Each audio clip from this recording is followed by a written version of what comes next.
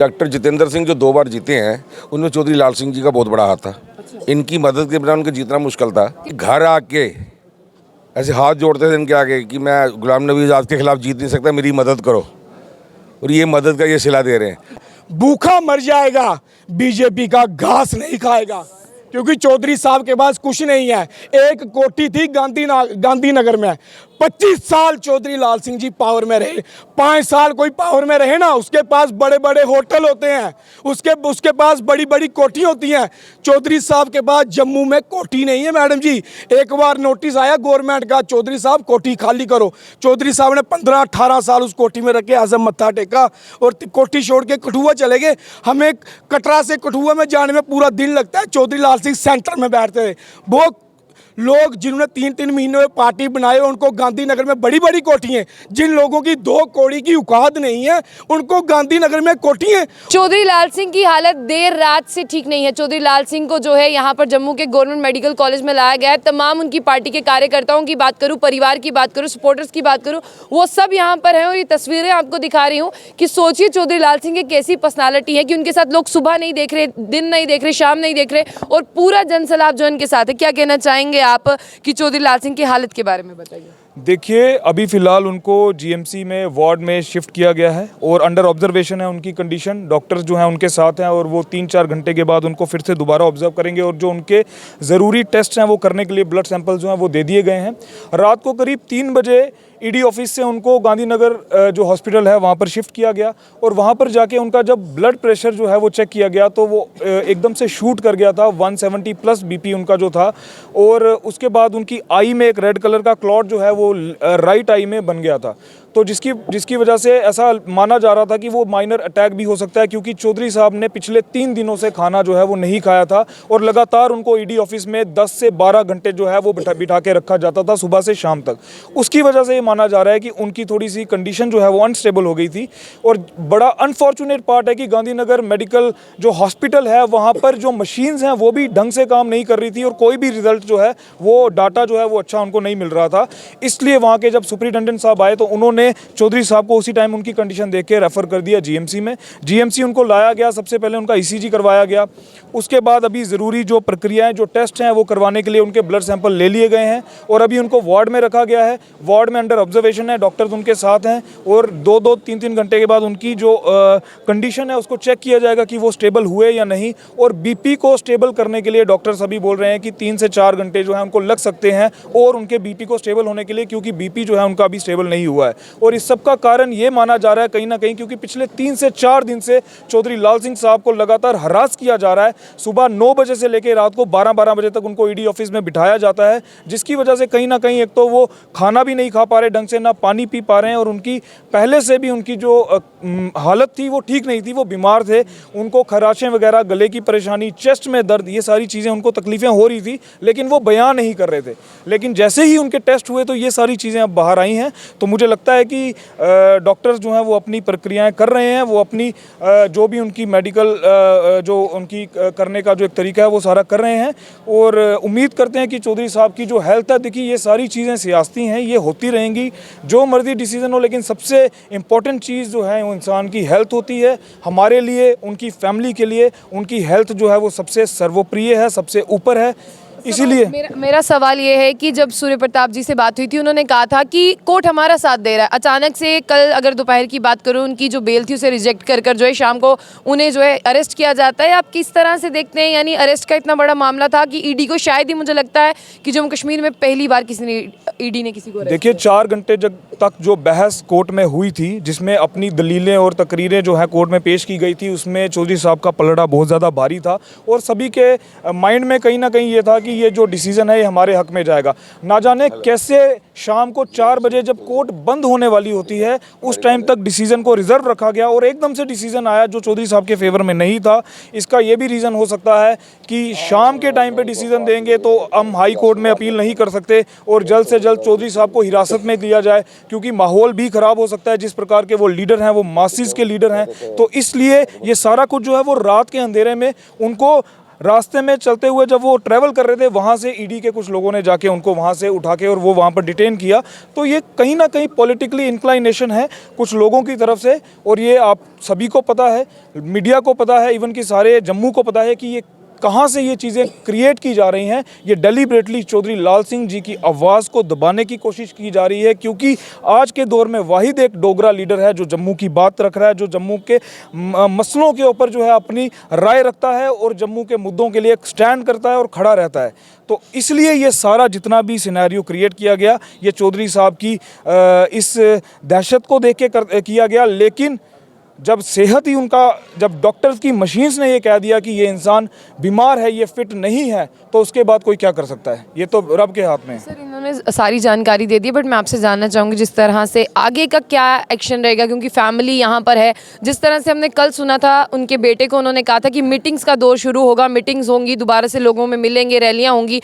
तो क्या ऐसे हालात में आप लोग रैलीज कंटिन्यू करेंगे या स्टॉप करेंगे? रैलीज बिल्कुल स्टॉप नहीं होगी। पहले तो हम हाई कोर्ट में जाएंगे, क्योंकि ऊपर और भी कोर्ट है, जितनी लीगल एवेन्यूज़ है वो अपनी तरफ चलते रहेंगे और हमारी जो मीटिंगें रुकेंगी नहीं। हम जनता के बीच में जाएंगे, जनता को पूरा सच बताएंगे कि ये सब क्या हो रहा है। ये जो एक आदमी इन बीजेपी वालों को जो आईना दिखा रहा है, जो उन्होंने जम्मू के साथ जलालत की है, जो हमारा जो है ना स्वाभिमान को ठेस पहुंचाई है, तो ये उसको दबा रहे हैं कि उसको कब्जे में कर लो। ये सारी जो 2024 के इलेक्शन है उसकी गेम बना रहे हैं ये, कि चौधरी साहब को किसी बहाने से जेल के अंदर कर दें, फिर हम जीत जाएंगे।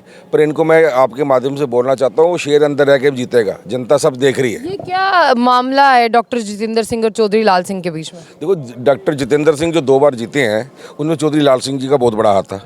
इनकी मदद के बिना उनका जीतना मुश्किल था। कैसे, मतलब क्यों चौधरी लाल सिंह ने उनको सपोर्ट कर दिया? देखो, जब चौधरी लाल सिंह तब बीजेपी में थे खुद भी, ठीक है, तो वो एक घर आके ऐसे हाथ जोड़ते थे इनके आगे कि मैं गुलाम नबी आज़ाद के खिलाफ जीत नहीं सकता, मेरी मदद करो। और ये मदद का ये सिला दे रहे हैं। इतना बड़ा दिल था उनको? बिल्कुल इतना बड़ा दिल था।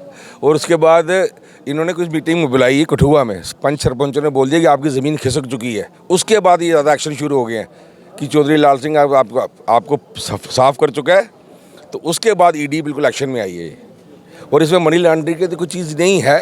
ये कोर्ट से सब बाहर निकलेगा। ये खाली ये 2-4-5 महीने उनको तंग करने का ये कोई जरिया बना रहे हैं। ईडी में अगर आप पाक साहब भी हिरासत में फंस जाओ, उसके कानून ही ऐसे हैं कि आप 4-5-6 महीने आपको जेल में निकाल देते हैं और तब तक इलेक्शन हो जानी है 2024 की पार्लियामेंट की। आपको लगता है कि ईडी जो है वो चौधरी साहब को 5 से 6 महीने रख सकते हैं? हम तो लड़ेंगे, हम कोर्ट से रिलीफ लेके रहेंगे। पर मैं आपको जो बता रहा हूँ जो हो सकता है। सर, मैं आपके पास भी आना चाहूँगी। अगर जिस तरह से उन्होंने बताया कि चौधरी लाल सिंह ने पूरा सपोर्ट किया डॉक्टर जितेंद्र सिंह को जीतने के लिए, तो आपको लगता है कि जीतने के बाद अपने दोस्त को इस तरह से किया जाता है? बेसिकली चौधरी लाल सिंह एक ऐसी आवाज़ है जो जम्मू के लोगों के लिए बड़ी बार उठी है। अगर वो चाहते तो रसाना केस के मामले में चुप करके बीजेपी के साथ बैठ सकते थे, लेकिन उन्होंने जम्मू की जनता देखी। और आज नहीं, उन्होंने हमेशा जिस पार्टी में रहे, सबसे पहले वो जम्मू की जनता की आवाज़ बनते हैं। वो जम्मू की जनता की आवाज़ सुनते हैं, उसके लिए वो खड़े हो गए। और इन्होंने बोला कि आप सरकार चलने दो, सरकार चलने दो। और चौधरी साहब ने सरकार गिरा दी, बीजेपी की सरकार गिरा दी। उसके बाद बीजेपी इनके पीछे पड़ गई। जो भी बात हो जम्मू की, चाहे वो स्मार्ट मीटर हो, टोल हो, बेरोजगारी हो, माइनिंग हो, सिर्फ एक नेता है जम्मू का जिसकी बुलंद आवाज़ है। बाकी तो सब लम्बे पड़ गए हैं बीजेपी के आगे। सिर्फ जम्मू में एक ही नेता बचा है, चौधरी लाल सिंह, जो बीजेपी के आगे डटा हुआ है, ना टूट रहा है ना कुछ। जे कहीं ना कहीं जम्मू के लोग धीरे धीरे समझ रहे हैं इस आवाज़ को। और डॉक्टर जितेंद्र सिंह सोच रहे हैं, कहीं ना कहीं लोगों को ये जागरूक कर रहे हैं। डोगरे जाग गए तो बीजेपी का सुपड़ा साफ हो जाएगा, क्योंकि बीजेपी को लाने वाले जम्मू के ही लोग हैं। कश्मीर वालों ने बीजेपी को नहीं लाया है। वो एक वोट नहीं देते, मुंह नहीं लगाते हैं बीजेपी को। जम्मू वालों ने सोचा चलो उनसे हम इनको दे देते हैं, क्या पता हमें बड़े बड़े अमीर बना दें, गफ्फे लगा दें, बड़े बड़े दूर हमें पहुंचा दें, लेकिन इसने हमारी जम्मू की स्टेट का बेड़ा गर्क कर दिया है। हमारे पास सब कुछ है, लाल सिंह जी बताते हैं हमारे पास रेत बजरी, हिंदुस्तान में इतना रेत बजरी नहीं है जितना हमारे पास है। ये लोगों को पता लगा जब चौधरी लाल सिंह ने बताया। चौधरी लाल सिंह ने बताया कि हमारे पास इतना पानी है, इतनी बिजली हो सकती है, पूरे हिंदुस्तान को बिजली बेच दें तब भी हमारे पास इतनी बिजली है। ये लाल सिंह जी ने बताया। लाल सिंह जी ने बताया हम लोग बहुत अमीर हैं डोगरो, हमें गरीब बना रहे हैं। ये कौन बना रहे हैं? बीजेपी वाले। जितना ये रगड़ रहे हैं ना मैडम जी, जितना ये रगड़ रहे हैं ना, डोगरे बड़े सीधे हैं, बड़े ठंड मीठे हैं, खंड मीठे बोलते हैं हमको कितना रगड़ोगे? लोगों को रगड़ रहे हो, विधवा रगड़ रहे हो, हैंडीकैप रगड़ रहे हो, टोलों पे हमें रगड़ रहे हो, ट्रांसपोर्टर हमारा रगड़ रहे हो, सब कुछ हमारा लूट लिया। अब हमारा एक लीडर बचा है चौधरी लाल सिंह। बस आपने कह दिया। मुझे एक ही सवाल पूछना है। आपने कहा कि अब चौधरी लाल सिंह बचे हैं, बाकियों को तो प्रेशराइज कर लिया, तो चौधरी लाल सिंह को भी तो यही किया जा रहा है। आपको लगता है अब चौधरी लाल सिंह जो है मजबूर हो जाएंगे कि वो बीजेपी ज्वाइन कर लें? बीजेपी ज्वाइन शेर बीजेपी ज्वाइन नहीं करेंगे, वो बीजेपी नहीं जाएगी, कभी नहीं हो सकता। शेर जो है भूखा मर जाएगा, बीजेपी का घास नहीं खाएगा, क्योंकि चौधरी साहब के पास कुछ नहीं है। एक कोठी थी गांधीनगर में, 25 साल चौधरी लाल सिंह जी पावर में रहे। 5 साल कोई पावर में रहे ना, उसके पास बड़े बड़े होटल होते हैं, उसके पास बड़ी बड़ी कोठी होती हैं। चौधरी साहब के पास जम्मू में कोठी नहीं है मैडम जी। एक बार नोटिस आया गवर्नमेंट का, चौधरी साहब कोठी खाली करो। चौधरी साहब ने 15-18 साल उस कोठी में रखे, आजम मत्था टेका और कोठी छोड़ के कठुआ चले गए। हमें कटरा से कठुआ में जाने में पूरा दिन लगता है। चौधरी लाल सिंह सेंटर में बैठते थे।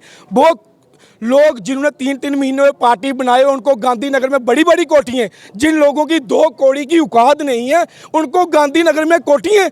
और जो लीडर 2 बार MP, MLA, minister, health minister, Bharat कोठी नहीं, उसको बैठने नहीं देना जम्मू में। अब इधर चलो थोड़ी सी आवाज़ उठा रहा है, कठुआ से उठा रहा है। अब इधर मैं बुरी हालत है मैडम जी। रात को 2:30 बजे हमारे लीडर को रात को प्रॉब्लम बन गई। ईडी वाले डर गए कहीं कुछ हो नहीं जाए, रात को गांधीनगर लेके चले गए, वहाँ पे टेस्ट किया, बख्शी नगर में लाया हुआ है, बुरी हालत कर दी है। 14 घंटे क्या पूछ रहे हो? ऐसा क्या पूछ रहे हो? काम करो, लाल सिंह के घर के साथ उनके कमरे के अंदर एक बेड लगा लो, दिन रात सवाल पूछना चौधरी लाल सिंह को। क्या यार क्या पूछ रहे हो? रोज 14 घंटे, शनिवार को 10 घंटे, सोमवार को 10 घंटे, घर में 14 घंटे। ईडी चाहती क्या है? क्यों चौधरी लाल सिंह को दुखी कर रहे हो? लोगों का लीडर है, रहने दो यार, इसको खुश रहने दो। बहुत शुक्रिया। तो तमाम आपको बता दें कि लोग यहाँ पर हैं, चौधरी लाल सिंह अभी भी अंदर हैं। बीपी जो है शूट अप हुआ है, उसे स्टेबल होने में 3 से 4 घंटे जो है वो लगने वाले हैं। कहीं ना कहीं चौधरी लाल सिंह की हालत बिगड़ी और बिगड़ने के बाद उन्हें गांधीनगर शिफ्ट किया गया, लेकिन वहाँ पर प्रॉपर जो है मशीन्स वर्क नहीं कर रही थी। उसके बाद उन्हें जम्मू के गवर्नमेंट मेडिकल कॉलेज लाया गया।